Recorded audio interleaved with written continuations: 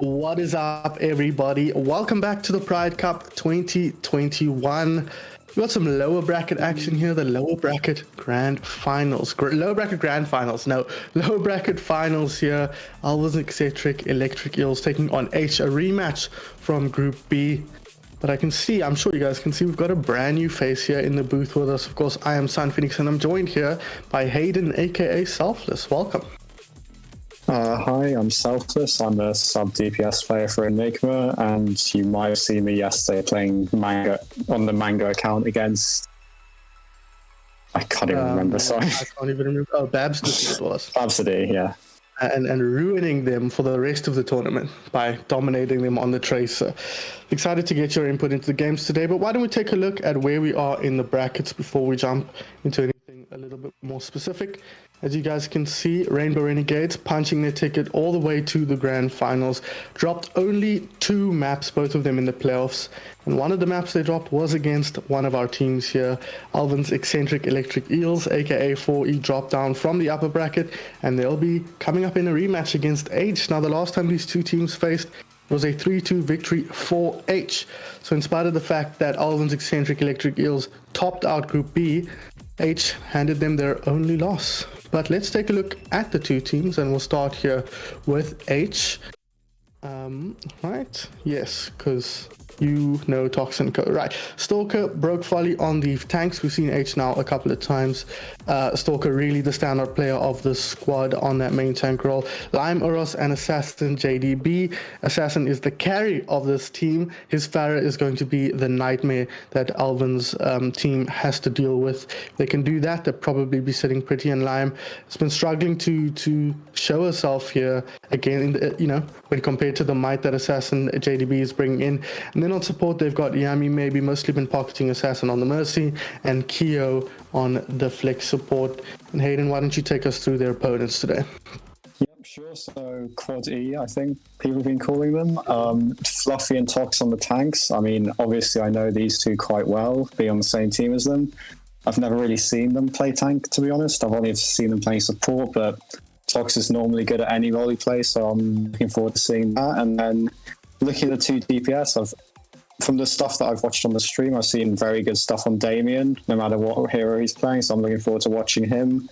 And then I don't really know that much about the two supports of Dragon, Wolf, and the Ravester, but looking at the favourite heroes of Lucio and Anna, I almost expect this team to be playing more of a rush playstyle sometimes. Yeah. Especially on our first map, Nepal.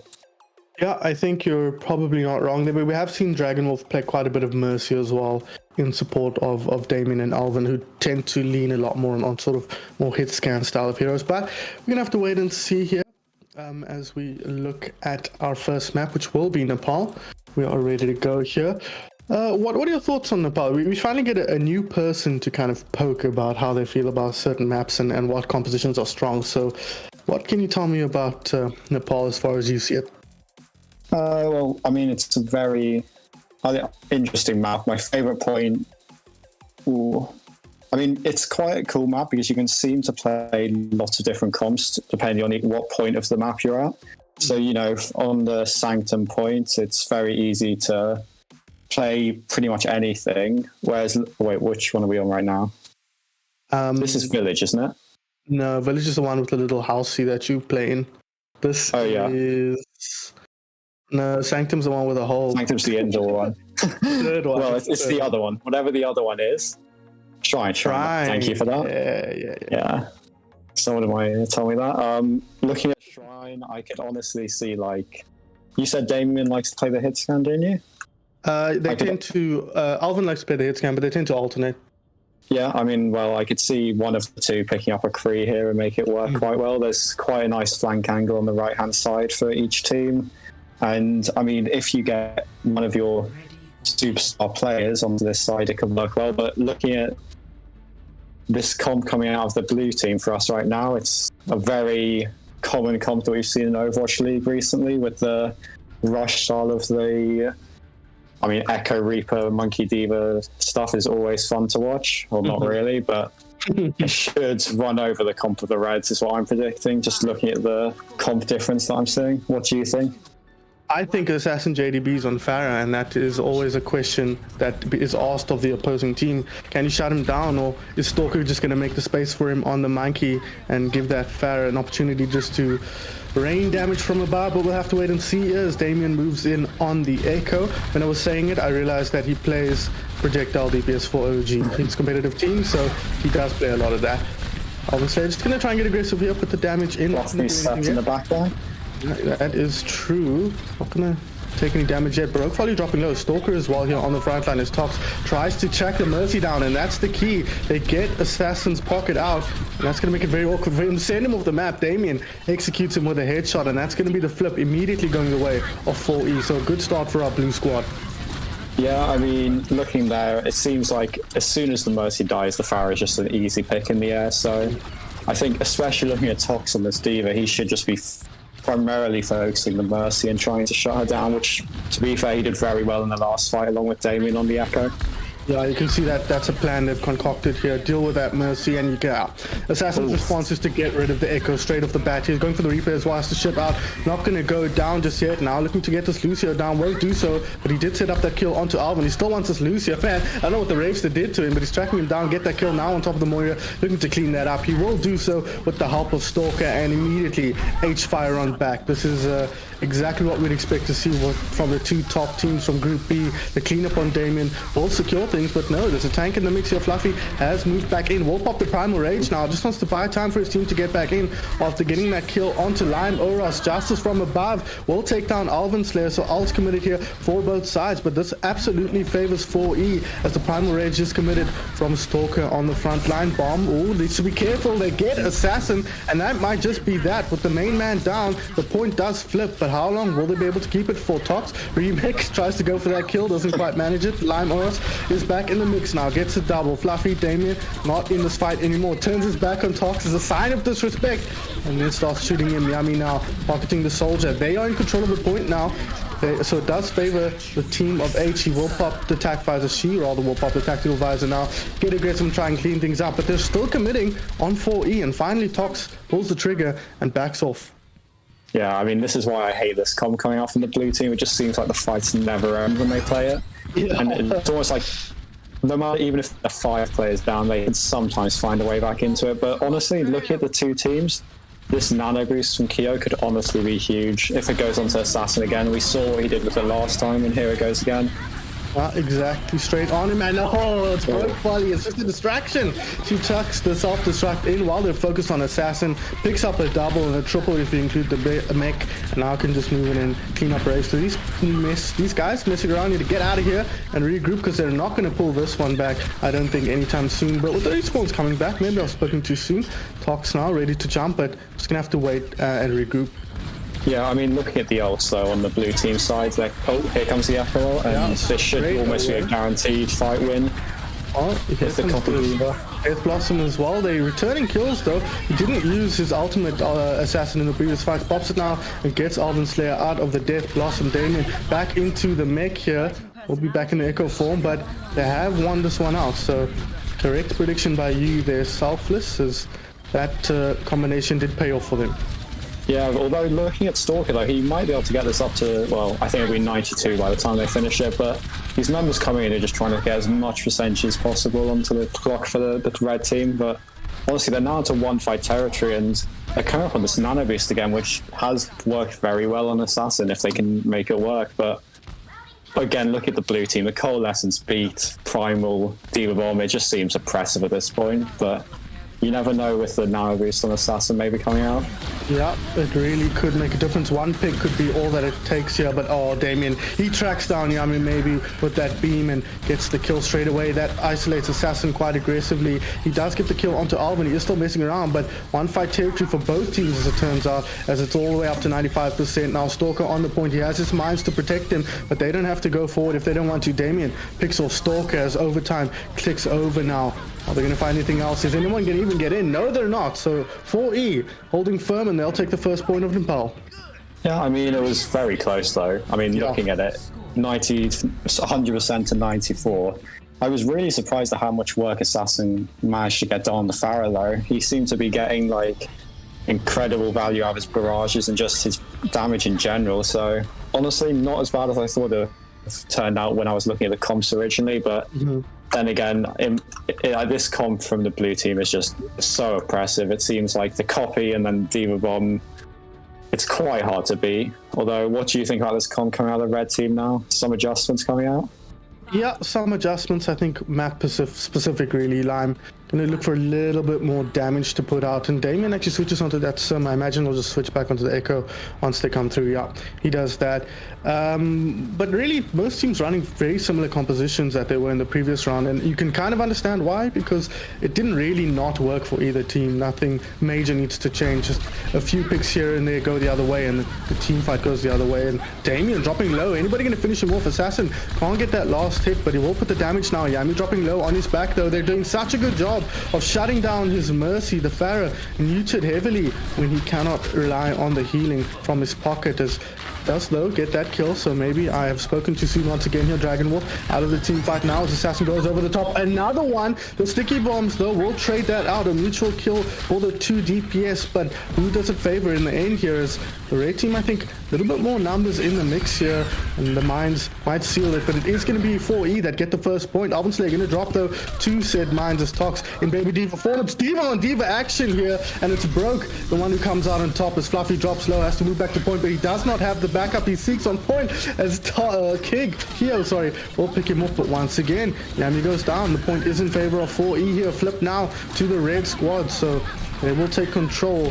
Suiting up here, Damien careful not to die, will drop into the hole. He does have the fly up there, so we'll get out, but Assassin is back in the mix. Dragon will taken out once again. The support's a consistent target for the Pharaoh player. Elven Slayer as well, been dropping a lot to that Pharaoh. Will go down again here as Justice comes out. Tox gets the kill, keeps his mech for just a moment, but will drop out. The res onto Assassin will undo that kill, and finally Aitch take control.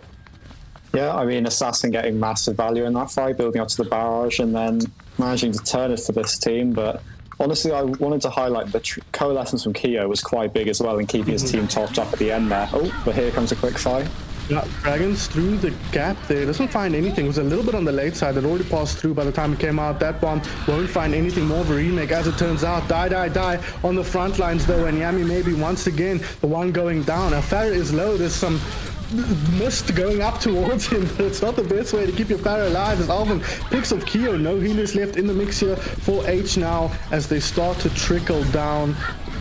Broke will go down. Stalker in the mix. There's a Tracer back now. Lime has switched over, but they're not likely to keep this point for long. But with 65% on the clock, they'll be pretty happy with how this game's going so far. Yeah, I mean, some great Winston play coming out from Fluffy there, and as well as that, Damien has been playing quite well on this Echo. He's been managing to not as keep up with the Pharaoh Mercy comments come out of the red team. Oh, here comes a big bomb from Tox. Tox, man, he's been so consistent with those bombs. He gets a pick there. Healing now, majorly limited. They're going to pop the sound barrier now and get aggressive as the res comes out. So a 6v6 once again, but the res has been burned. No bomb for Tox either as Assassin works his way through under cover of Mines. Barrage at the ready. The best group you've ever seen was a bait.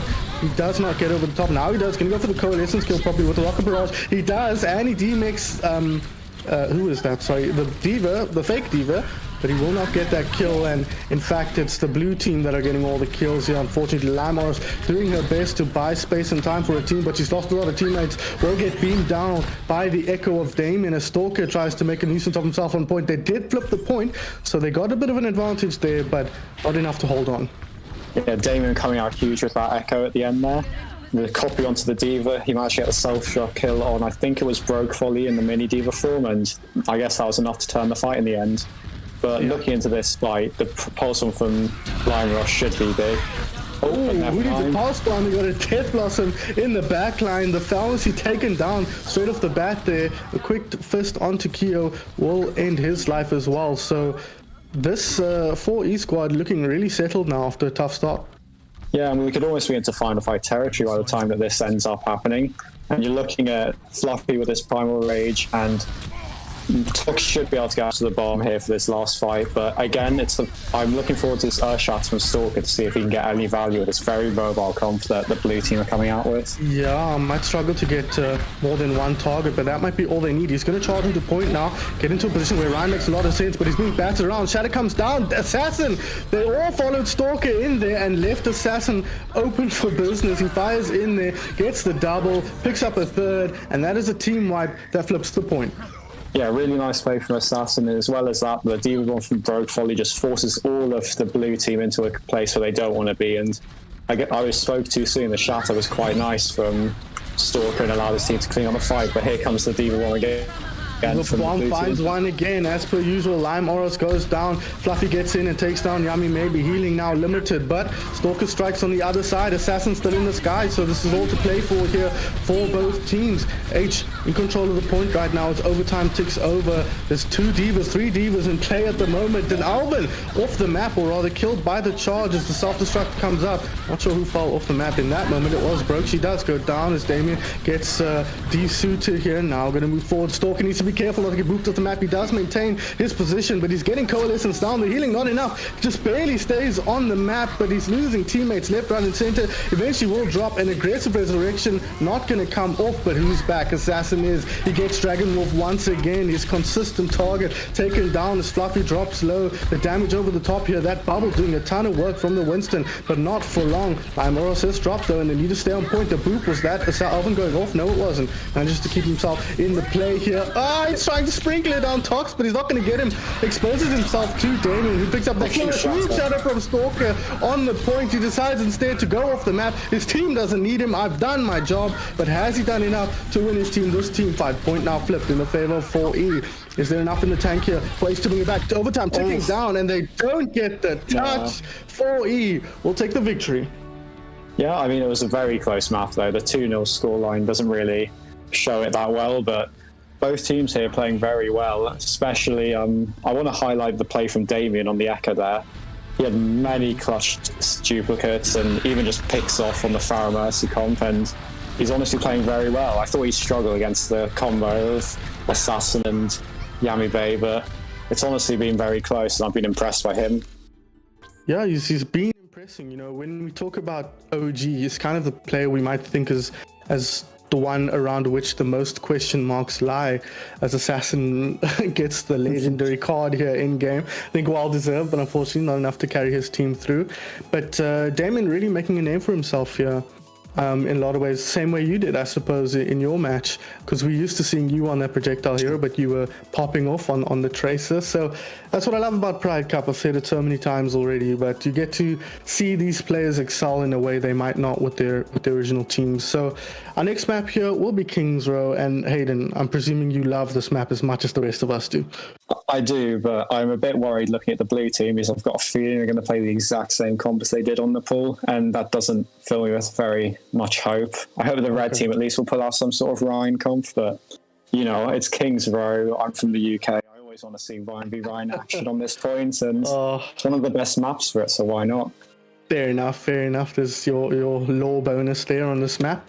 I will say, having seen a lot of Tox and Fluffy play, they do play a decent amount of Ryan, Diva and Ryan Zarya, and they tend to alternate who plays which. So if they're playing the Zarya, Fluffy will play that, Tox will play the Ryan. If they're playing the Diva, Tox will play the Diva, and Fluffy will play the Ryan. So they're flexible in that sense. So don't be too worried that they've only got the one look at this stage. Well, I guess we're just going to see what they're coming out with, and looking at both teams, actually, it does seem to be the Ryan Diva comps, which I like the look of, but I'm honestly looking at, well, assuming Assassin he doesn't stay on the Widow and he goes back to the Farah that he was doing very well on the match before. I'm looking to Elven to shut him down as this Ashe, and because Damien, even if he's incredible at Hanzo, he probably can't do that much against the flying Farah Mercy, but I will be interested to see if Assassin stays in this Widow, because, I mean, it's a good point for it. There's lots of long sight lines, but I would still be surprised, seeing as how the first map went. Yeah, and there you go. He does switch back to the Farah now. On the other side, yeah, it's going to be up to Elven, I think, the key. But we've been seeing how much pressure Tox puts on Yami maybe as well, so maybe he'll find a position. But you can't quite get away with that on Kings Row in the same way you could on the control map. So we have to wait and see. Immediately, Assassin says, no, please go down to the ground with the rest of your boys here. Somebody else on the high ground there, that is Elven and the Mercy. So he's immediately identified his ideal target, and he's going to start putting pressure on him with the rockets now. But pressure will come in return. Elven Slayer going to throw some his way. That Mercy is dropping low, just under half HP. Keo taking damage. Lime Aura's dropping low on the front line as well as Fluffy swings here on the front line. He's going to drop to half HP. He's running out of shields. He will drop first as the tick ticks over. So immediately a strong start to this one for Aitch. Kings Row seems to be their map. Keo drops low, but will stay healthy, and the point will go the way of Aitch. Yeah, and it was a very early Immortality field that came out from Ravester, and honestly, that just let the rest of the team were vulnerable as soon as that wore out, and Assassin came in with the big damage from the Farah Mercy, and it almost just got walked over, as you saw. And I mean, I think the key for the red team here is just to force out the Immortality field and let Assassin get a big barrage, as we've seen him do on the first map. Yeah, and Immortality was not even the best counter to barrage, because you kind of just pump straight through it, but it does buy you a little bit of time for the likes of Elven to get him killed. So I think you're right, that will be a key, but will be the blue team that starts things off here. The Immortality Field, or rather the window, going down there. Amp Matrix, there's the Eye Field. Assassin throws his ulti out, gets it and the Ravester after killing Elven Slayer. Lime Oros does get that kill, but Assassin is the man here. If they can't shut him down, they've got the res, but immediately unres. Try that again, lady. He's going to go for the kill instead now onto the Mercy Dragon Wolf with nowhere to go, and the cart will keep rolling. So the key there, Assassin not taken care of. Yeah, and I think, honestly, that res at the end was probably not needed. I think they had already lost the fight, so yeah. By resing the target there, you're kind of just giving the enemy team more outcharge to go into this fight. But looking here, I'm looking at Fluffy and Tox for tank ults, and Stalker and Brokefolly, and see which duo gets more usage out of theirs. Yeah, might end up being the key, as you say. Oh my god, sorry. I was trying to read that T-Pie. Brokefolly throws the bomb out, gets a double. Assassin not dealt with, still in the sky, but the point is in control of the blue team, at least for the moment, because they've lost a lot of players on the side of Aitch, including Stalker. Assassin does end up going down, and you see the strength of the tanks here, both still alive and uncontested. I hear a charge coming through, but it's all the way back from spawn, but they might get in a lot quicker. Yeah, and there was a huge shot that came out from Fluffy at the start of that fight. Even though the massive bomb came out from the other team, it seemed like that just slowed down the rest of the team from following up on any picks that they got. But now looking here again, it's the Shadow Stalker that I'm looking for. Can he find value against the other team? Gonna start with the bomb though, doesn't find anything, just shield damage for the time being. A lot of low heroes there on the front line. Damien needs to get healed up, he will do so, but Tox, he's tracked down the pharmacy, he's gonna put the pressure on. Nano Boost comes out now onto Reinhardt on the front line. He's gonna try and get aggressive, he's dropping low though. He needs to be healed up before he can commit this Earth Shatter. Instead he's just gonna focus on the Diva, prevent his support from going down. That might be a good opportunity to shatter, but he's gonna hold on to it now. I think he feels confident and he gets a big one straight through the shield. 200 ping, my ass. He made that look perfectly easy, and now they're just going to move forward and clean things up and cap the second point. Yeah, it was a really nice shatter that came out from Stalker there, but honestly, I think you said the Nano Rhyme, but it was actually a Nano Reaper that came out from the red team, and it just forced the whole of the blue team back from the point, and Tox actually got split off there, so he always got back caught out, and the red team just rolling through this King's Row attack, and it's not particularly great. Oh no, Damien with the dead eye. Assassin tracks him down from behind his own team and gets that kill. Tox now and boosted up, trying to get on top of that Mercy, but he will get demeked before he finds that kill. Meanwhile, on the front line, Stalker getting kills as well, as Assassin still pumping in the damage from long range. So red team in firm control. Aitch just putting the screws here to their opponents. Can 4E come out with the defense in time? Lime Oris now on the Reaper. She does have the Death Blossom. When will she choose to commit it? Elven Slayer up in the front line. She goes for it now, gets rid of the attack visor, perfectly timed, but they have lost 2 players, and with the spawn advantage, that might be exactly what 4E needs to bring this one back into their favor. Stalker is low, needs to be healed up here, relying on the cart now for that extra HP, has the shatter, surprise choosing not to commit it just yet. There it is, comes out, he puts the Tracer on her back and gets that kill onto Davian, or at least sets it up for Brokefolly, but they're still losing a lot of players here. The spawns coming out might be too long. The remake kill onto the opposing Diva, but at the end of it all, 4E just does enough to keep it alive. Yeah, a huge active visor coming up from Elven Slayer. It allowed enough time for his team to come back and eventually stall at the point enough so that they could win that fight, which I honestly didn't expect, especially with that huge shot coming out from Stalker. And you're going to see him move over to the Monkey, which I really don't mind, because this third point of King's Row has so much high ground that he's quite good to get value on the Monkey here. Yeah, and immediately you can see him taking advantage of that here, along with most of the team. They've actually got incredible vertical mobility on this team, and now they're going to try and leverage that into a positional advantage. Moving forward now, Stalker just going to focus on putting the tanks on the front line under pressure here. The dive targets are quite far back, so it is hard to actually get on top of anything at the back, as Assassin tries to get the flank on.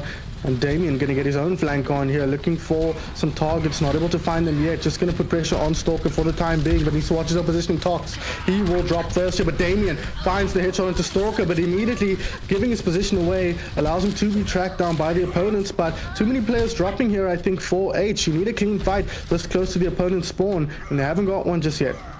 Yeah, especially Stalker dropping. That means that the big chunky tank on the front line is gone. It was a really nice flank from Damien going up on the top left. But coming into this fight, you see the barrage coming out from Assassin again and the Nano from Keo, and it's looking quite good. Although looking at the blue team, they almost have 6 ults. Yeah, that's true. Shadow goes down on the front line, hits one player, looks like Broke, the only one on her back after that. Assassin taken down there with the barrage ready to go, so not able to get the value there. They've already burnt 3 minutes off on this third point defense, so 4E gotta be feeling good about that as they look like they rebuff another attack here, Stalker. Yeah, he's gonna go off the map, and that's gonna be that as Yami drops as well. Yeah, really nice play from the blue team, and even looking towards this next fight, you're going to see a Nano Visor potentially come out and a Diva Bomb. So they have the tools to stall them a bit more, maybe even or not hold them here at the end, but looking at the red team, they've coming up to 5 ults, and you believe they'll get something done with those 5 ults at least.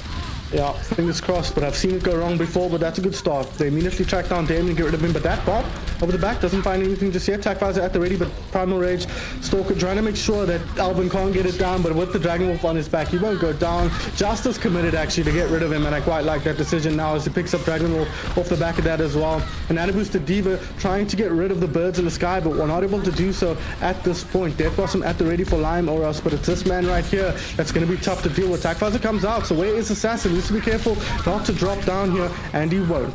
And this is a pretty clean team fight here. 15 seconds left on the clock. If they can get this before overtime ticks over, they'll be sitting pretty for their own defense. Brokefolly gets the kill, and Aitch gets the point.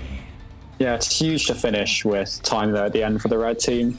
But honestly, looking at the last fight there, Assassin, he moved over to the, they moved over to the left side of the spawn and almost just stopped the whole of the blue team from leaving that side. And even at the end there, kill on the Moira just stopped any potential of the recontest that the blue team had there at the end. Yeah, no, very good stuff from Assassin, but the team kind of working well together, and Stalker, I think switching over to that Winston paid off for them in the end.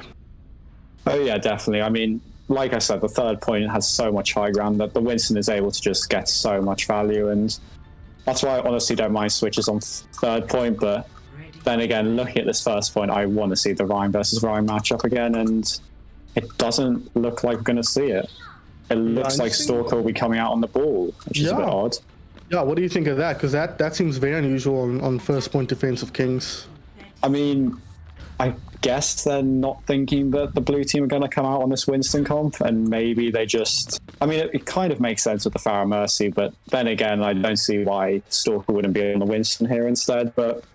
I mean, looking at this comp coming out from the blue team, it's the same again. It's the Reaper Echo, and they'll just never die. And I don't really know what the red team can do about it.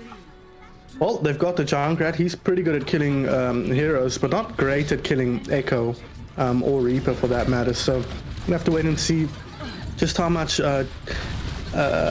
damage she's able to get down here on that Junkrat so far. I think they're expecting, like you alluded to, a more broady composition with a Reinhardt from the front line. Not going to be able to get that, but Assassin, let's get Elven Slayer, but he's lost his Mercy and he's dropping low, so they need to be careful not to lose their Farah. They do, but Lime Oros is picking up kills. 1, 2, 3 kills in this team fight so far. She puts the pressure down on the front line. They get the pick onto Damien, and these late picks means their spawns will come back before their opponents do. Yeah, really nice play from the red team's Junkrat. I mean, just staying alive from the initial push from the blue team and then just cleaning up pretty much from this Junkrat. Really nice damage coming out, and honestly, I was doubting the comp at the start, but now it has so much damage that it's quite hard for the blue team to get onto. Yeah, but it's kind of comp that can fall apart quite quickly if you're not careful. Limors, I think, bailed them out by hitting a chunky couple of right clicks there, but we have to wait and see now. Ty comes out, does it get any damage? Getting stuck on the wall there and just shot down by the Wraith Stay immediately gets rid of that. A very oppressive ultimate, or at least it can be, as Damon works his way around. They're putting pressure there into the room. Damon struggling to put the damage down a little bit here onto Brokefolly. Won't get her just yet. They've lost Tocs. They will get Brokefolly eventually, but Assassin's already dropped. Lime Oros under pressure, but The Coalescence will keep her healthy now as she puts the damage in. Damien needs to be careful, does get taken down, but trades out the kill. So a very scrappy fight here. Deaths on both sides. Rez comes out onto Broke, so a lot more HP up for the Aitch team here. Tocs does get back in his mech, but I'm worried he's just going to drop again. He's got the self-destruct. We'll throw it down. He'll at least get the Moira. Probably no. She shifts out just in the nick of time, but Yami does end up hitting the deck here. So that's a pretty good kill for our blue squad. Is now Aitch trying to come back into it. The mech will take, or the self-destruct will take the mech out. Assassin is back though. He gets Tocs. He gets Damien's Echo form. Stalker's Mines protecting the point as well. So this scrappy fight so far favoring the defensive team quite heavily. 2 minutes down off the clock already as Damien takes down Assassin. He takes down Keo as well, and suddenly the floodgates open for our blue team. But so much time burnt off the clock as Assassin comes in on the McCree, and eventually they'll force H back. Yeah, it feels like these fights never end, but really nice play from Damien at the end there to get those two key picks and allow his team to go to the point. But it looks like the red team, they want to contest this. It's not over yet. Selfless here, although as we say, the Stalker going down will probably spell the end. They're getting the touches just barely. The Diva will get on point now as well. Broke just putting the damage in, but they're not getting many kills here, just getting ground down slowly. But they are grinding the time down and baiting out ultimates. Elven having to pop the Deadeye there, not the most impactful ultimate usually, but picks up a double on that occasion and does eventually get them the point. Yeah, I mean, I thought that they almost see a turn that, but then a very nice pick onto the Valkyrie Mercy, and it seemed like from that point on it was just inevitable that the blue team would take the first point. But a lot of time took off the clock there for the red team, and they're honestly in a good position for this street phase with the Riptide and the Coalescence coming up now. They are ultimates wise, but actual positioning wise, this is not really where you want to hold this defense from. Often you want to get a little bit more aggressive if you can, but blue team holding quite aggressive, but they're just going to back up now and cede a little bit of space. Yeah, it's interesting though that Assassin chooses to switch over to the Torb here, and they no longer have the Mercy, so they're going for more of a rush comp, but here comes the Riptire.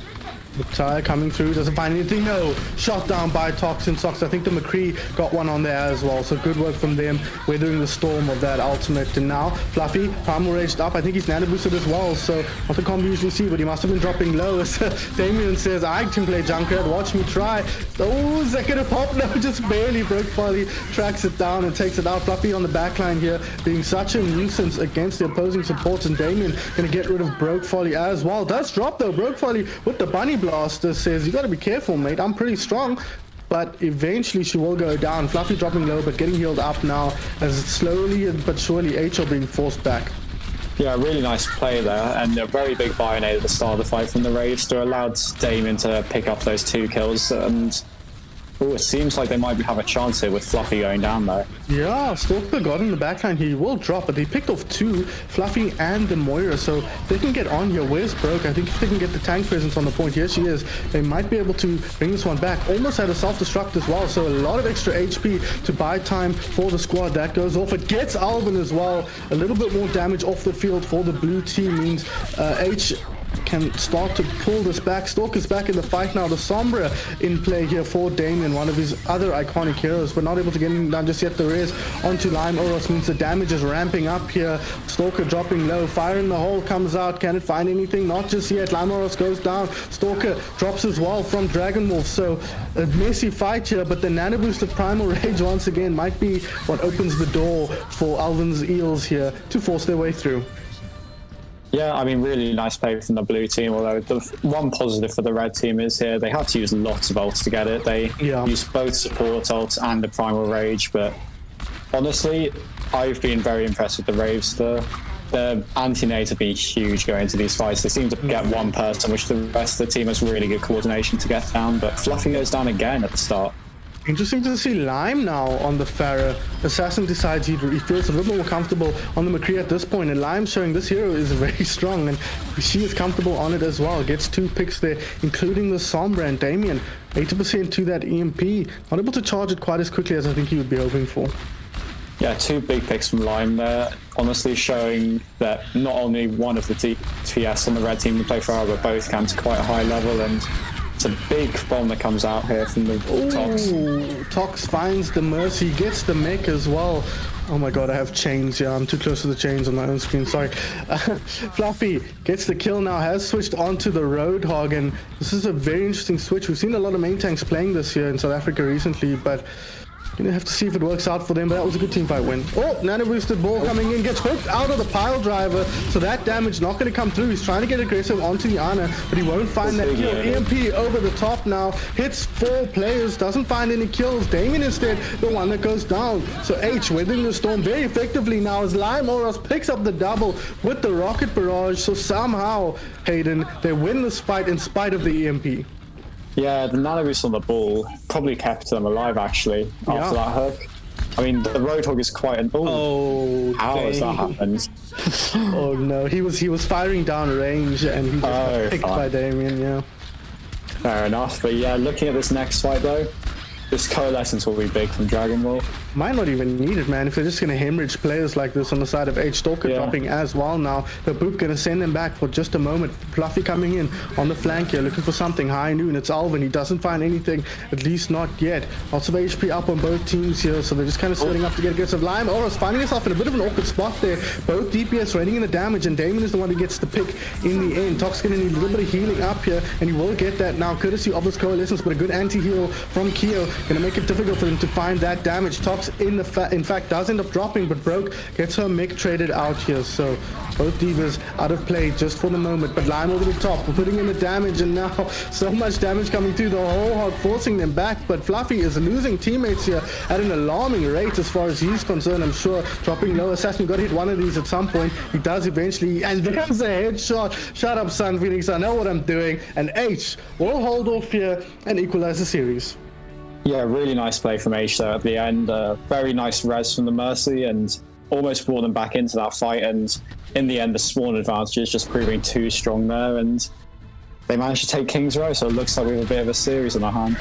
Yeah, thankfully. So looking a bit worrying after that first map, although no, it's not quite true. You said it yourself, it wasn't quite the one-sided match that the 2-0 would imply. But what do you think the difference here was for Aitch that pulled them through?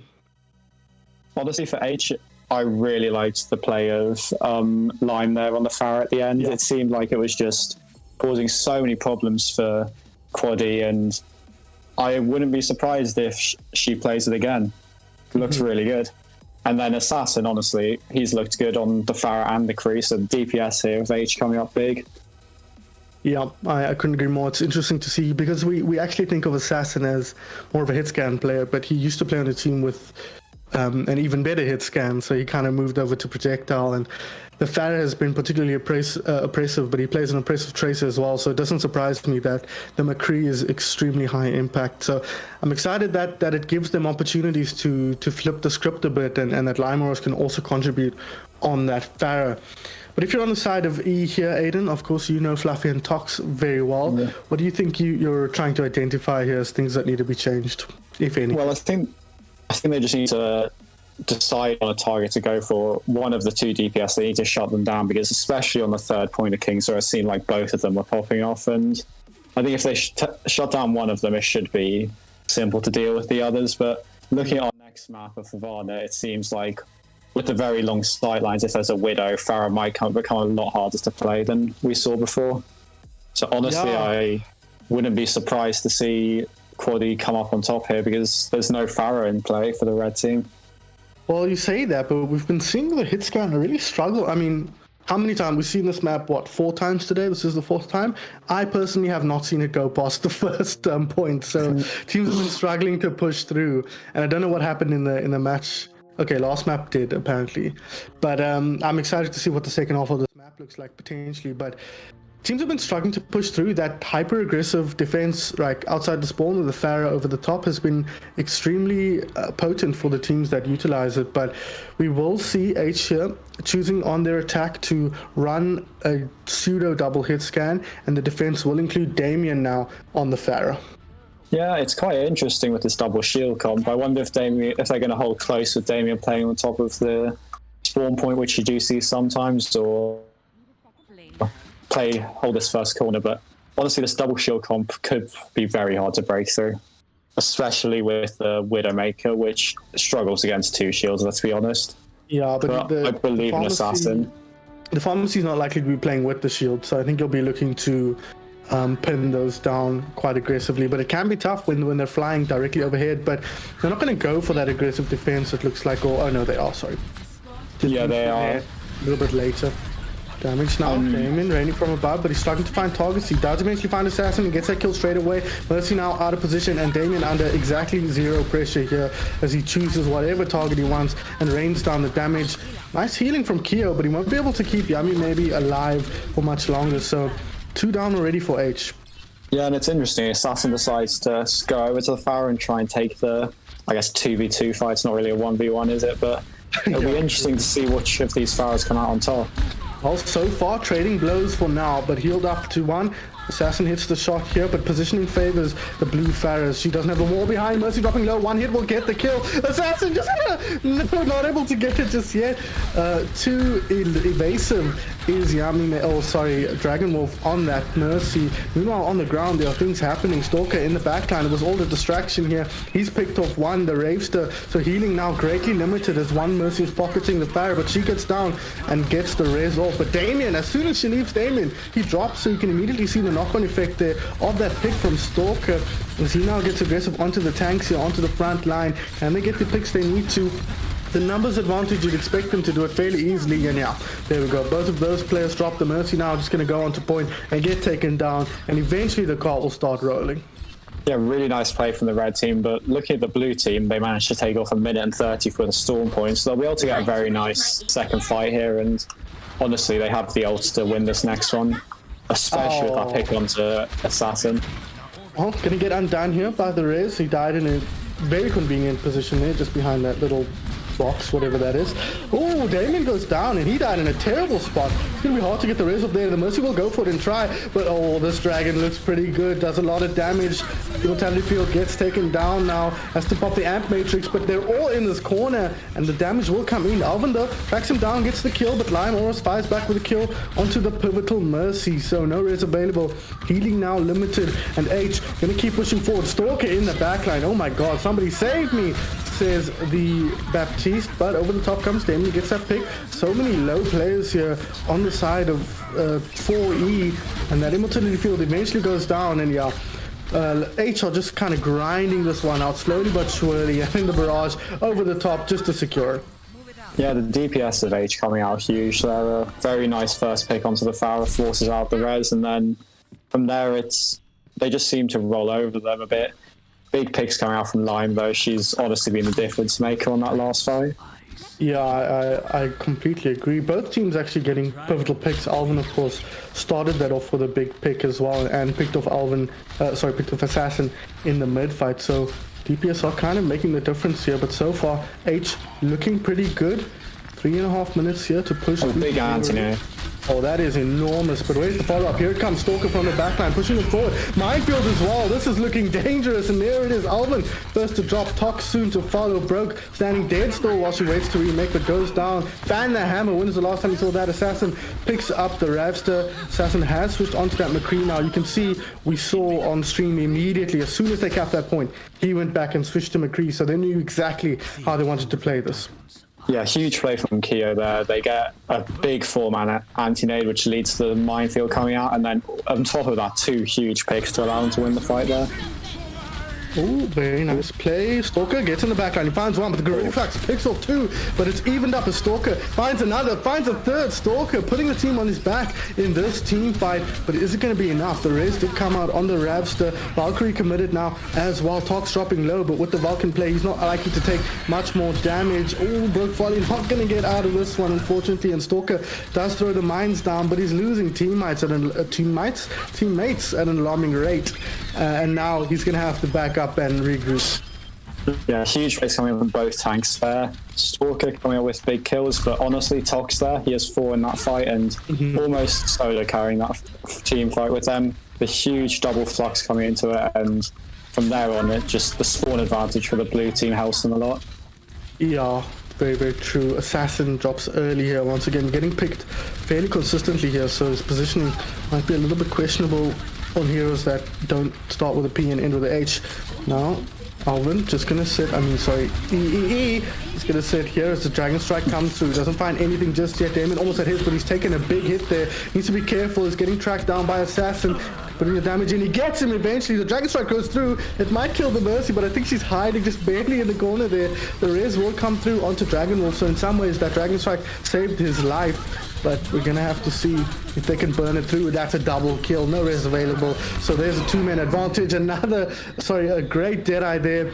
Almost gets 2. He'll have to settle just for Dragon Wolf. Stalker's down, but brought back to life here. And Aitch, once again, gonna grind through this team fight. Keep the cart moving. Keep the kills flowing. And cap the second point. Yeah, really nice play from Aitch there. Assassin with a big entry pick. And then, honestly, the team played very well from there. The Mercy staying alive, though, was very big. If the Mercy died there, they might have lost that team fight, especially with Tocs getting 1. And in the end, the damage from the red team just was too much for Quaddy to handle. Interesting positioning here from 4E, kind of setting up in the middle of the bridge there, or rather in the middle of the road before the bridge. But they have moved back. Oh, someone slapped on point. Oh, she's hitting it out. No, she won't. Kyo picks her up. Good communication there from the team, getting that somber kill. Now moving forward. Dragon Strike goes forward. Nano boosted monkey all up in your grill, but the hook says Fluffy. No, the hook comes out from Fluffy and he says, please stay away from my team. He might pay with his life, and he does so. Slap in the face from Stalker says, please stay in your lane.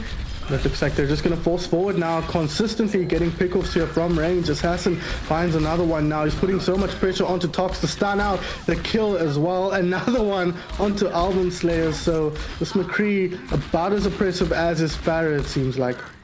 Yeah, really nice play from Assassin, proving that he can play McCree to a very high level as well. But looking here, I'm looking at Tocs to hit another big Gravitic Flux, although maybe if he pulls up to Kree, you might see a High Noon come out as well at the same time, which could be interesting. And here it goes. There it is, actually exactly as you said, but unfortunately no targets. The sort of lip at the top of the sort of arch made it difficult for him to find anything, and Damien combos with the Gravitic Flux to pick up a couple. So a good out combination from the EE players brings them through that one. Yeah, really nice dragon plays from Damien there. It just seems like it was the perfect place to hit them as they dropped, and if they're half HP already, it doesn't take much from the Dragon Strike to kill them. And wow! Oh, you don't see that very often. Mutual kills there. Mutual reses as well. Mutual reses as well. So nothing gained. Oh, Brokefolly though, that's a triple. She gets so many, including both supports. So at that point, you can pretty sign that off as a loss. Fluffy says no though. I can still win this, boys. Trust me. He pops the Primal Rage, gets aggressive. He's buying time for the respawns, and they will come quick, but he's dropping low. Needs to be careful here. A single hit could take him down. Elven gets in from the Tracer and pops the Pulse Bomb onto Lion, but the kill comes the other way. Elven now taken down from Assassin as the Dragon Strike comes through. Damon under pressure now from an anti-boosted Stalker, but Stalker's so low, has to back off. I think it was anti-healed there, so didn't feel comfortable sticking around, but he's got a Primal Rage now. Angry Monkey in your face, in your backline, on your Anna, on your Hanzo now. He tries to get that kill, but he's dropping low. 0 HP is taken down. Assassin with the Deadeye finds a couple, both DPS ultimates in fact, thrown in as the Dragon Strike follows suit. This Assassin looking for targets here. Can he find any? Well, that's a pretty big target. He gets the stun on, but this bubble is annoying as hell. He's gonna fan the hammer down. Put the pressure on, but the healing from Dragon Wolf just too much to punch through. Eventually they get through it. Need to be careful not to get off the point though. Overtime in play, and they almost get the Mercy, but not quite able to. Assassin though, he's still alive. He gets Alvin, he gets the Rage there. Now he can push forward and gets Damien as well. The res onto Lime Aura. All of a sudden it's all Aitch here, as they need to just not move off the point. The mine's gonna make that difficult, but Tocs will go down. Stalker in play. Fluffy now follows suit. Can they get the kills they need to? Any kills they lose now on the side of Aitch could be disastrous. Dragon Strike comes through, clearing the point, but it won't be successful. Aitch will push to third. Yeah, really nice play from almost the entirety of Aitch. I mean, the initial 3k bomb opens up the team fight, and Assassin gets, I think it was 4 or 5 kills in that last fight just to help them push it over the line, and then Stalker as well got a few kills on the Reinhardt. So honestly, just very nice plays coming out from the whole of Aitch there. Yeah, couldn't be. What do you think of Fluffy popping the Primal and kind of trying to buy time? Do you think you're better off just backing off there and looking to take a full fight, or do you think that was the right decision? Yeah, I honestly don't mind. I mean, he gets the D-Mech, which is pretty big, but the main thing that he's just trying to do was give enough time for his team to come back and have a decent fight coming out, which, I mean, I guess it works. They managed to stall it for quite a while, so I honestly don't hate it there from Fluffy. Honestly, it would be nice to have it for the final thing, but it's not the worst play in the world coming out from them. But look at this defensive comp. It's the Wrecking Ball again, and honestly, I really like Stalker's Wrecking Ball, but if Tox ends up playing this hog, it could get quite hard to play. Yeah, that's true. I guess the thing that Stalker's Wrecking Ball does very effectively is make so much space for Assassin and Limeros, and this pick heavy composition, I want to keep them on under as little pressure as possible, give them as much space to just kind of rain the damage in from mid and long range, but have to see if they can execute here. Tox will instead switch over to the ball, so Stalker's life made just a little bit easier as he comes in from the defensive position. Damien once again on the Hanzo. Elven going to go into this Genji, usually a Damien special, but he's going to take up the mantle on this occasion. Tox and Stalker just going to deal it out there. Not the most impactful duel, two balls shooting at each other, but hey, sometimes it happens. Now comes in Fluffy, taking a lot of damage here, needs to be careful, and Tox, he goes too deep here. Fluffy, we're not quite there to back him up, but he does exactly what his team needs, puts the pressure on, puts the damage in, and the cleanup is there. Fluffy picks himself up a double, and the cart gonna move through here relatively unimpeded. Stalker in the backline, but he's so low HP, he's probably just gonna get tracked down and killed. Yeah, the diver comes out there up from Fluffy and Elven, I think, after the initial pick on Tox was really nice. It manages to get them 2 kills and ultimately wins in the fight, although you're looking here again, Assassin's coming back out now. And the ball from Stalker should be back, even though they got picked off late. Switch on to Brigitte here from Kia. We've only really been seeing Phoenix play this hero, but he's going to try his hand at it, and it's going to pay off immediately. He gets a kill onto Dragonwolf somehow. I don't know where Dragonwolf actually was close enough to Brigitte to get killed. As Elven Slayer, that's what he was hoping for, Keo. He gets a kill onto the Genji and now can push forward and back his team up as they get kills on the front line. Brokefolly losing track of the Wraiths there, but eventually they'll track down the kill, and they do manage to hold firm. Yeah, and I honestly think at this point you should switch off the Genji, just because the CC from the other team is massive. The stun from the Kree and then also the shield bash means that it'll be quite hard to get any value out of your blades. But then again, that's a big pick from Lime onto Dragon, which should win in the team fight. Yeah, in theory they shouldn't be able to push through, but they're going to try anyway. Ball over the top here, Fluffy from on high. He won't get any kills, Toxoy it was, and he'll go down. Both now traded out, but of course, they are missing that Mercy on the side of 4E, but she will be back very soon as the Dragon Strike comes through. Nano Blade, this is what they were waiting for. Now getting aggressive. There we go. Lime Boris taken down. Gonna try and get the Diva out of Mick. Will do so. Won't have enough blade left to get the baby. Now we'll go. Oh my god, that was lucky.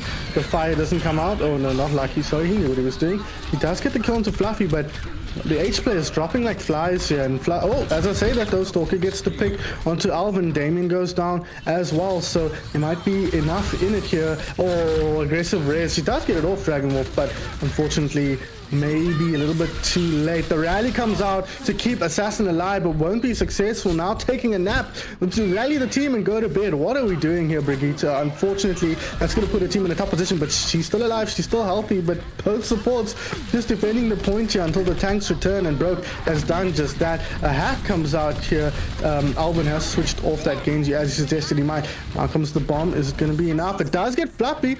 It might buy the space as the other tank rejoins, and the healers do as well. Keo though does go down, but Assassin is back and he finds that pick onto the Sombra, and this is just so in favor of defense. This long drawn out team fight with the ball still in play, the support's about to rejoin. They might have done enough here to justify sticking around. Tox gonna boost it up, gonna put the pressure on close to Graviton Surge, not gonna get it up just yet, and Limewars gets that pick, but Assassin drops as well. The Graviton Surge almost up, but Limewars says no, gets him just in a nick of time, and that grab won't be committed to this team fight, but that might be for the best if they can win it without it. The nano boost, the hack of the Stalker makes it difficult for him to find any value, and eventually, with the help of Fluffy's Primal Rage, Elven's Electric, Eccentric, whatever, will get the point. Yeah, really nice to play that. I mean, it's a very scrappy team fight, but just huge plays coming out from Fluffy there at the end with the Primal Rage, just pushes everyone off point and allows them to take that. Although I was surprised that, honestly, it lasted that long. the picks from Assassin and the minefield from Stalker just let the red team almost come back into that, which was surprising. Yeah, no, it looked pretty much done and dusted for a while there, but for both teams at different points actually. So bit of quite a scrappy game in general now. That's a big Deadeye. They kind of move out the way though, doesn't find anything with that. He popped it a bit early though. He did put a lot of damage onto Tox, and they follow up on that very effectively. Lime gets that pick, and Assassin takes down Damien as well. So a good opening from the Deadeye, puts the damage into Tox, and the team follows up very effectively. Yeah, Lime has looked really good on this Hanzo. I mean, she's been getting really nice picks on the first point, and there again, you see a very nice pick again, which lets them win the point, so honestly, looking at her Dragon Strike to win this, but that's a massive grab. Yeah, big grab on the point. That's the opposing Dragon Strike. Now flying through, not going to find anything just yet, but will control some space. Yummy maybe therefore gets the Resurrection onto Assassin and immediately pays for it by getting the main healer of the opposing team. Damien now under so much pressure, not taken down. Now he is. Elven goes for the EMP, but it's so low, will drop immediately. Tox coming on the back here. Can he do anything for his team? The Nano Boost of Fluffy might be exactly what they need. He immediately gets the pick onto Lime Oros, and now we'll look to clean up Stalker here on the ball. A former teammate of his, he says, how dare you leave my team like that? I will punish you accordingly, while on the role that you used to play as well. Bravester will eventually get that kill, and the cart will keep moving. Yeah, I honestly thought that EMP was a bit late, but the Nano Boost onto Fluffy, like you said, just allowed them to take control of the place or win that far in the end. But a huge prime coming out here. Oh, sorry, yeah, very nice. Prevents the damage from coming through, and now Elven in on this Torbjorn with that turret set up and setting up a crossfire there. You can just see it coming from the top left, putting the damage onto Stalker, and this is such an awkward spot for the defensive team to come through, and they might just push it all the way through. Yeah, it was a bit of a Hail Mary, I think, and eventually Aitch will succumb. Yeah, and I'll be interested to see if Lime sticks with the Tracer here. No, she switches onto the Widow, just because the tall pick makes it very hard to play Tracer, especially on this third point. But honestly, the Widow with the long sightlines, as you can see, setting up on the high ground means that she'll always be a 1v1 versus Damien here, and Damien wins it.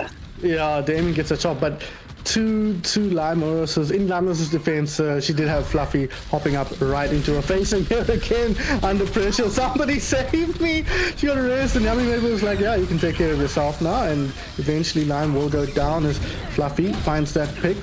Self-destruct coming through over the top, looks pretty big, only gets the target for now, but makes space for Assassin to get that pick onto TocsInSocks. He gets a number onto Fluffy, so he's a tank buster all by himself. He cancels the Molten Core as well, so Assassin doing good work with the space made by Stalker and Broke.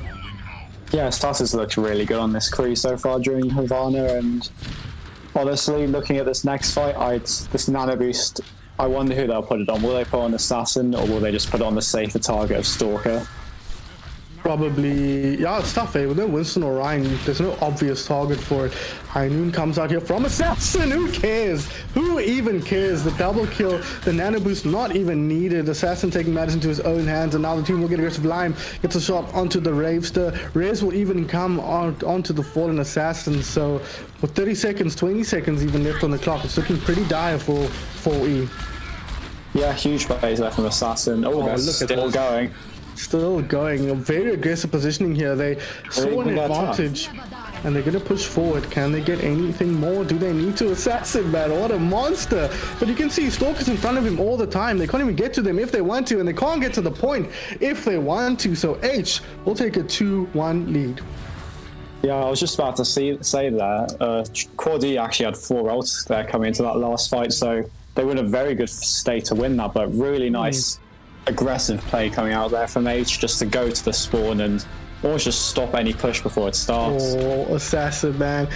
Look at this positioning. He just finds his way around. He gets the flank off, gets one shot onto Elven after the stun, and cleans up the team fight. So really, that one was more the Assassin JDB show than some of the other maps have been. Yeah, I mean, both of those came out big, but I mean, honestly, looking at what Quad E can do next time, I mean, Fluffy and Tox had some nice plays, but they just need to deal with Assassin. He's been just doing so much work on that Kree, and if he chooses to play again on the defense, I wouldn't be surprised to see the same stuff coming out. Yeah, geez, well, I mean, how do you even deal with them? Because Assassin's just one part of the puzzle. I think what we've been pointing out previously as well is that Stalker is also such a nightmare to deal with, on that ball especially. He's no slouch on the Winston, so when he gets into the mix there, you kind of have to protect your supports, and Assassin just has free reign, so it's a tough conundrum to kind of piece out. Yeah, and this Mercy the boost has been coming onto Assassin, has just been letting him like take advantage of the space. Stalker's minefields have been excellent. They've been just like stopping people from retreating and letting the DPS of Aitch just come out and almost see the just clean up that they've been doing so far, especially on Havana at the end there. And honestly, sorry, go for it. I know, and I was just about to say, looking at this next map, I'd be surprised to see Lime Gods the Genji here, honestly. I just don't think Genji's that good against the type of comps that the triple quaddy have been playing. Although, to be fair, I've said it before, even when I was playing yesterday, there were comps that I didn't like, but they somehow seem to work no matter what. Yeah, important to remember that this is a PUG-style tournament, so these players are not used to playing together necessarily, so sometimes anything can work if you're not careful. And it does seem like Lime wants to come out on this, so we're going to have to wait and see if she can make it work. But you're saying you feel more confident about 4E's composition? Yeah, probably. Honestly, looking at the Tracer, especially Echo is quite oppressive right now, but yeah. I guess for Aitch, they just need to build up to this Nano Blade as quickly as possible. Oh, that's...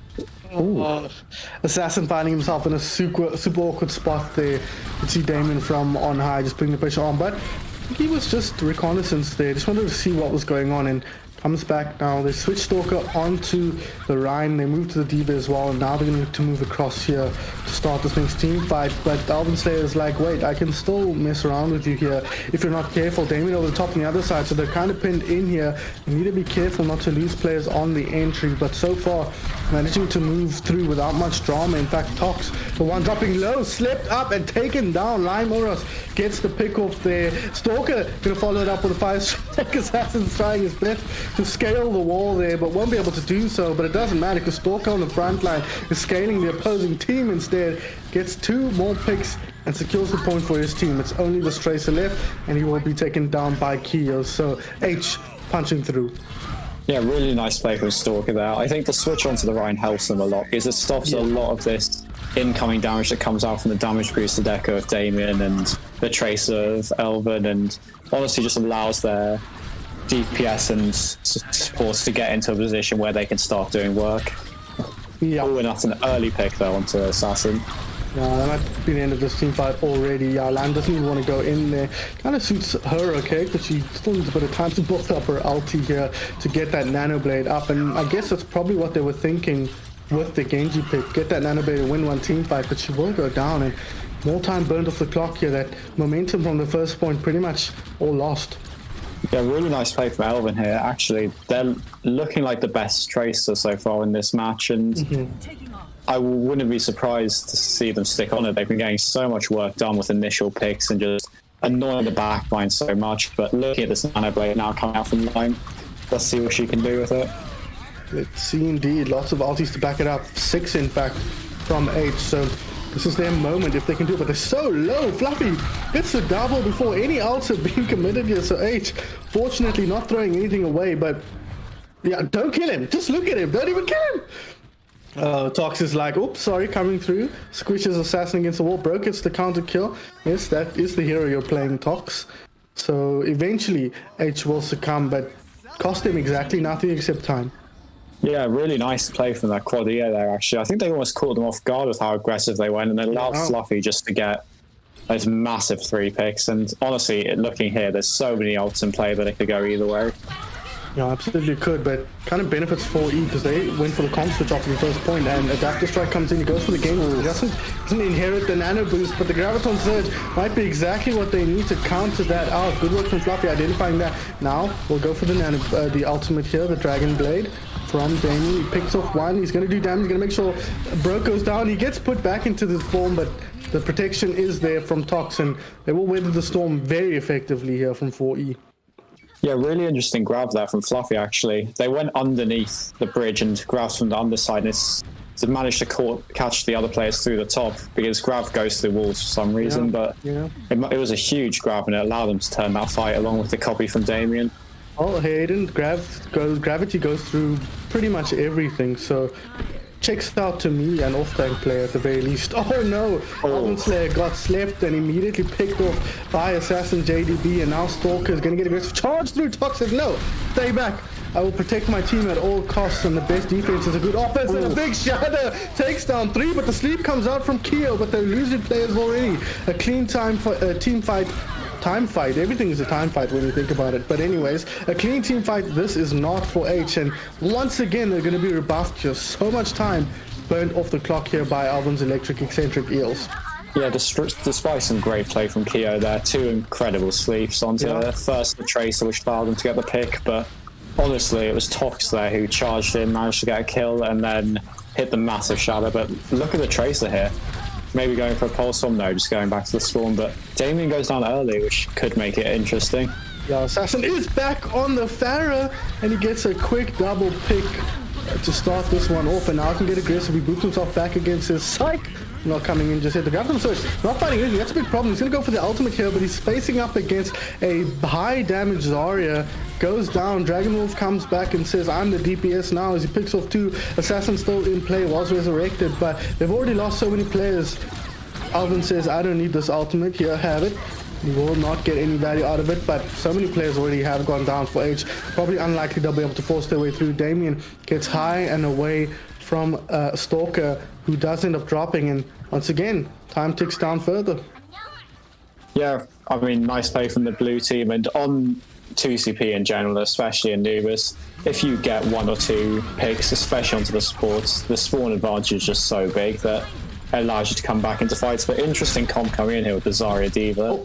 I feel like the Winston D.Va should be able to run over it a bit. Try again, Lime. Nope, go back, try again. Nope. Just, yeah, no, it's fine. We didn't see it. Pretend it didn't happen. Lime or us, yeah, on the Doom. First, an interesting pick. Has been quite a while. Now, almost 85% towards the Meteor Strike as they move through this left-hand side, but Damien going to immediately try and stop there with his own Primal Rage via the Echo Duplicate. Lime Oris has that Meteor Strike up now, will go, oh no, yeah, it does get through eventually, but having to contest with the Primal Rage coming out from the opposition. But the backline here, under pressure, or front line or sideline or wherever that is, it's hard to tell. This fight is very spread out and very chaotic, and what I can tell you is that Aitch are losing too many players to be likely to take this team fight at this stage. And yeah, the D.Va will go down here. They might even go for the stagger, and they do just that. Lots more time built off the clock. 30 seconds left for Aitch to make something happen. Yeah, that stagger onto the D.Va at the end there was brutal. It means that by the time that Aitch come back into this fight, it will be very hard for them to turn it around, because they won't have enough time to set up like you saw them last time, going around the left side. And Lime is in trouble a bit there. It's in trouble. Gonna back up now. Not gonna go down. Nano has to come out though. She will get aggressive here. No Nano, no ultimate left. Oh, Assassin though on the Genji gets a quick 2k as he moves forward here. The punch comes through, doesn't find what Rhymoris is looking for, but he will eventually use his other hand to punch Tox into submission as Stalker. Nano boosted or nanoed up, but unfortunately they were just capping the point in that moment, and just barely Aitch managed to get that full cap. Yeah, getting the full cap there is massive. I thought it was looking a bit bleak there when they only had 16 seconds to come back in, but a nano boost goes onto Assassin and he gets 2 massive kills from that Genji, and it allows them ultimately to cap the point. But honestly, finishing in overtime is not the end of the world for Quad E. If they get a decent or a good attack, they should be able to take the win on this map, especially if they finish with over that minute of time, which they'll be aiming for. They might force us into the draw at the very least, but we'll have to wait and see here. Compositionally though, we saw Damien on the Genji there for just half a second, teasing us a little bit. But they're going to go for the defensive Junkrat here. We saw what Lime could do on King's Row, but not the same map here, Temple of Anubis. Yeah, this comp coming out for defense looks quite good though. The Junkrat on this point especially has always been very good, because there's not that many areas where the enemy team can come in, and just the junk mines coming up, especially if they're damage boosted by the Mercy, will just make playing against it quite hard. But looking at the other sides, if they do end up playing this comp, I'm looking for the Echo of Damien to get huge value. And he's been doing a good job of that so far. DragonWolf on the Zen here, looking to do some support of a damage kind. Oh my god, the damage coming through straight into spawn here from Lime Oros. Needs to back up here and not give her life away, but she won't do that, or instead rejoin the team and continue to rain damage down into the chokes here. Also its effectiveness though as they burn through the chokes, but Fluffy under pressure on the front side. Tocs, will end up going down via Assassin. Lime will pick off Damien as well, so the DPS paying off already for our red or pink squad as it turns out. The Broke needs to be careful here. That's a high damage Zarya, and Fluffy will find that pick, but Lime Oros in the backline gets one only, so they're losing players here. As Yami maybe is looking for targets to boost to, goes forward and too far forward, almost taken down, as the pink team will have to back up here. Yeah, I mean, playing the Zarya here from Fluffy just against the Junkrat, it means that he'll most of the time be full charge, and it'll just allow him to cleave through the enemy team if they go into close quarters. So honestly, looking at the red team, I would just like them to see them spam them out a bit more rather than pushing into them. Oh, they're pushing in at the moment, and so far Stalker's picked off two grabs, solo grabbed actually, and will get taken down just before the primer comes through. So perhaps a genius decision there from Fluffy. He might not have got that kill otherwise, and they will clean up this first point and set themselves up for the second. Yeah, I mean, really nice play from Fluffy there, getting most of his team's picks out by, but then the high charge Zarya is just so oppressive in this comp, and it's honestly looking like the best that I've seen Quad E play so far in this attack. So let's hope that, I mean, but looking again, H came into the second point with pretty much the exact same time as Quad E did, and they were repelled, so let's see if they could do any better. Let's see indeed. That's a good start for 4E, getting rid of that Riptide. Molten Core as well, not getting too much value. Who is that? Oh, that's Bob, who's getting just dinked in the head here by Assassin JDP.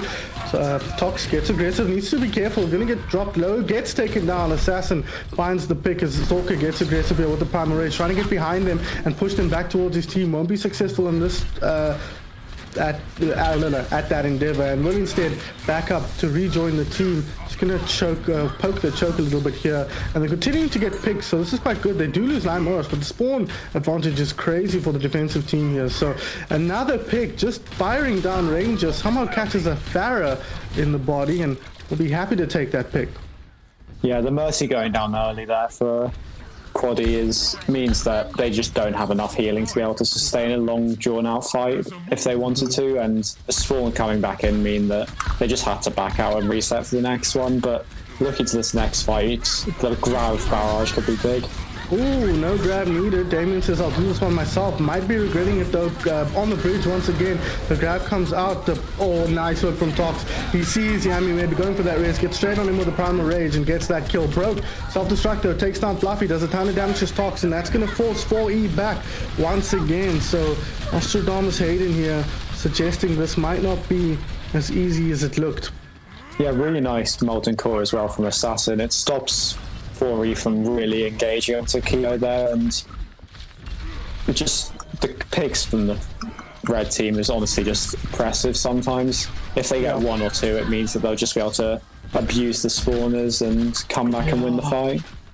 And more picks in the choke here, just buying more and more time. Every time DragonWolf has to burn that race so they can start the team fight, and puts them in such an awkward spot here when they haven't done the same. Lime Oros throws out the ulti here, goes on the back, look at the distraction, gets the kill onto Elven Slayer. Stalker putting the pressure on.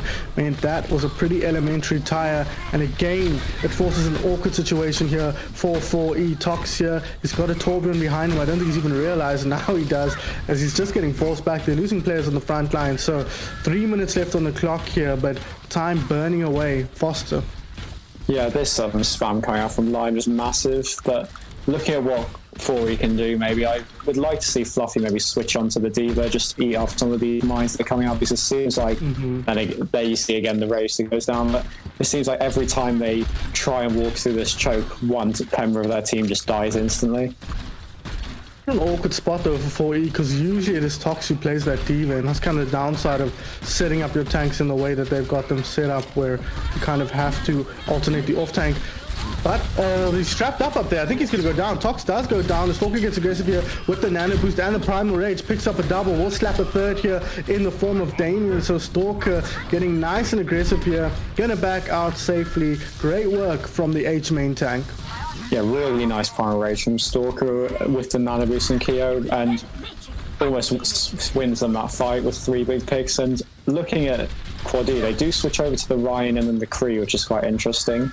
Maybe just to have a bit more protection rather than the Winston. Interesting that they're not choosing to come in with the Lucio here as well. Comp seems like it needs a bit of a speed boost, but they're going to opt to probably go for the Valk, but they've lost a player already. Broke in the Molten Core, picks up a triple. Thank you very much.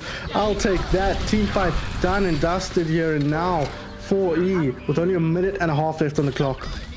Yeah, and it was a huge anti-nade that came out from Keo there, allowed the pick onto Elven coming through, and then after that Brokefolly just hits a massive bomb and allows them to clean up that fight. But once they get into that small corridor, anything like a Molten Core or a Diva Bomb will be massive, and here again you see the spam just being too much for Quaddy to handle.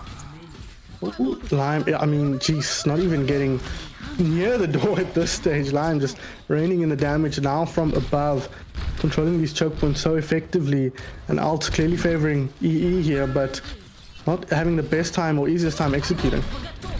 Ooh, that's an interesting grab. Oh, grab straight on the top. They've identified a couple of players. I really like that decision. Intelligent play from Fluffy, and now they push forward. This is a clean team fight so far. It could be exactly what they need to flip this one over. Under a minute though, so won't force the draw just yet, and it's not over just yet either as the tie comes through. Tyre doesn't contest though, so a triple kill from Lime Oros unfortunately won't win them the map, and just at the death 4E push through. Yeah, really interesting play there, grabbing the junk, and I think who was the other player? Grabbing the Mercy on the high ground, and the Dragon comes in. So honestly, getting a bit creative there to take the second point, but it works, and in the end they actually have more time than Aitch. So even after a valiant second point defense, it still seems like Quaddy has a small advantage of this map. Yeah, and it is just a small advantage, but it can be the difference between one team fight or two, or one team fight and a sort of scrambled attack where you kind of have to rush just to get the touch. So could end up playing off here, but Assassin's going to go for the Genji. We saw it pay off for them at the end of their first attack, but not the hottest hero at the moment. No, but I mean, looking at the comp that the Quaddy are coming out with, I like this comp a lot on the first point. The double shield and the Torb just means that especially Assassin will just struggle to get anything done. He's going to count on Lime to just take out the turret before he goes it. And I mean, looking at the attack, I think they just need to somehow get a big anti-nade onto this double shield comp and hope that the damage comes in after that from Stalker and Assassin. I think Assassin might regret coming out on the Genji, that's for sure. Once he sees what he's going up against here, might look to switch back to the McCree or something along those lines. Already dropping to half HP, but the pressure is there. Lots of shield damage. Not even sure where that's coming from. Damien, though, he opens it up, and that's probably the perfect pick. Lime Oros taken down as well, and immediate rebuffal coming out. But at the very least, it means they've got time to set up for the next fight on the side of Aitch. Oh yeah, but it was a nice pull coming out from Fluffy. Allowed Damien to get that first kill, and then the second kill onto the fire was just a very nice shot. But looking at the time bank here, I'd say they're going to be counting on Lime to TP them to the point, and honestly, the damage could be massive. And you see, you actually see Damien running back to the point of it. I think they're anticipating this TP a bit. Yeah, well, they know the Symmetra's in play if they're checking, and seems like they have been, and look how surrounded they are. Oh my god, where do you look if you're HTPing in here? It seems like they're struggling to find the value, at least for the moment. Both Torp touts to hit the deck, and it's Assassin who strikes first. He gets Almond Slayer, but the damage from Damien is too much. Look at this positioning, completely uncontested here on the high ground. Stalker doing his damnedest to keep his team in this, but he's lost both his healers, and at the end of it all, it's Assassin versus Tocs on the point. Who's gonna win it? Assassin's got his buddy in play, and Tocs struggling pushing to get the shots, and the hammer comes out just for a moment, and it is Assassin JDB who wins that one out to secure the point for Aitch. As he dies and the game ends. Yeah, very nice play coming from Damon there. Almost flushes off there, but then again, that small play from, I wouldn't say Assassin, but let's say Assassin's turret coming out there with the 3k. Gets them the first tick, and it gives them honestly a very nice win condition for this map, and could allow them to take it here. The first tick, did they? They did. They got 36.1. Oh yes, sorry, I'm reading the map wrong because this is my first time watching Overwatch. Apparently. Fair enough, but no, I mean, that's critical. It's honestly given them. It means this map can't be a draw at least, which is always nice to see. But looking at the comps coming out here, I wouldn't be surprised to see Line coming out on this Junkrat. Although without the double shield, it might be harder for them to get value. Yeah, might be. And looking at the comp coming out, yeah, this Junkrat worked pretty well for them for that first team fight at least. And it's kind of an awkward hero to play into for the side of 4E here. I think you're relying on Fluffy to do what he did on that first push and get a high damage and stop pumping them down. Damien will be on the fair here, and Elven will now pick up the Hanzo mantle. So what are we looking at here, Hayden? Who do you think this favors before we start this last push? Well, honestly, with H not coming out on the double shield, I think you're going to see Damien getting a lot more value on the Pharah than H did on their attack, and I honestly think that could be the big difference maker in this point. Well, we'll have to wait and see here. Damien pumping the damage out. Now hit scan to go up again, so a little bit have to be up to Broke here, I suppose, to cover him out. Lime getting aggressive here, sees him move to the choke, and now going to try and pump the damage down. A lot of damage going through, with Immortality Field burned as well, so a lot of resources utilized to get through that initial choke. Lime is going to go around the back here, going to try and put the damage in. I've seen this before, and it doesn't end well, but it's not finding much yet. But here comes the pile driver from Stalker, picks up another huge shot from Fluffy, does not give him HP, and he will drop. Damien, though, still being annoying. He did find the Mercy as well, but a late death from Tox kind of neutralizes that small advantage. Yeah, it was a nice anti-nade again from Keo, honestly, to let them get the pick on Elven, but looking at this, they've got 26 seconds, but that pick on Lime is massive. Oh, that could be huge. Where is Yami? Where did Lime die? Can they get the resurrection? Will it even matter here as Elven Slayer pumps the damage in from range? Nanabeast comes out onto someone, not sure who. It's Stalker, in fact, on the front line, but they've lost the Mercy once again. Dire Straits potentially, but Stalker's found one. Can he keep his team in this, or have they lost too many players? Justice from Damien. Mine's on the point. This could be critical here. Stalker might just bail his team out. Assassin's back in the mix, and he gets the kill onto the support as well. Resurrection comes out. He won't be able to stop that, but he's got the Molten Core now to clear the point. He does so effectively. Buying time for his team. He gets Fluffy, in fact. That's a lot of damage off the field. Some HP as well as his team rejoins. Broke miles away from rejoining, though, at this stage. So it's just going to be Stalker on point, but a hard hero to kill. But on this map, not as hard as on some others. Keo gets headshot, taken down by Elven Slayer, but Lime trades out Dragon Wolf. Elven Slayer binds another. Kills traded back and forth, but the HP favoring 4E here, and now the numbers favoring them as well. Brokefolly on the point here alone versus Tox, and she needs spin, she needs teammates, but she's not going to get them just yet. She has to self-destruct though, but can they get the touch on the point?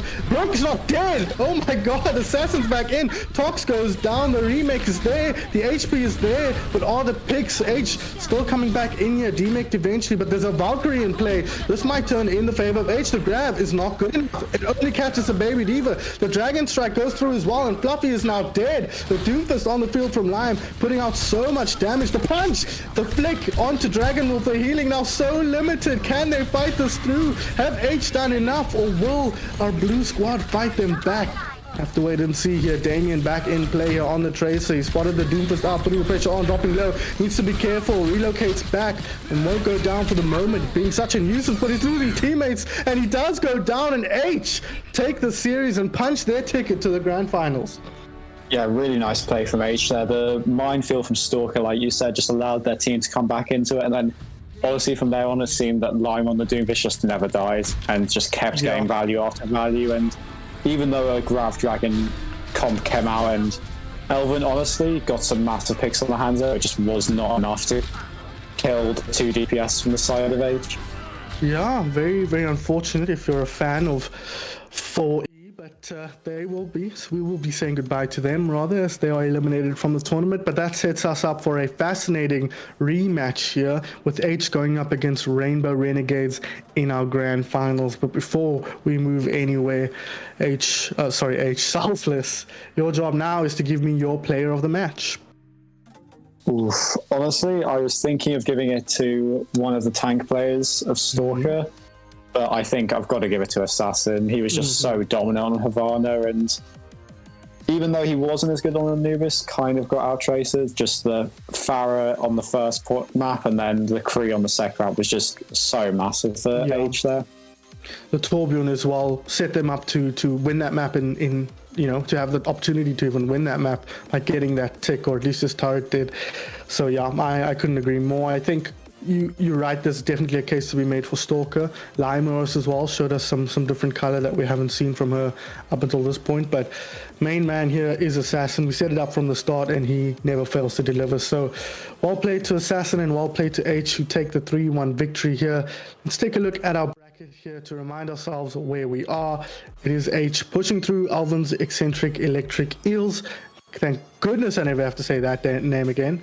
They push through the lower bracket finals here and end up in the grand finals, where they will face a rematch if you look towards the semi-final, the first semi-final of that semi-final, and that should be super exciting. But guys, that will be happening in about 56 minutes. So at 8 p.m.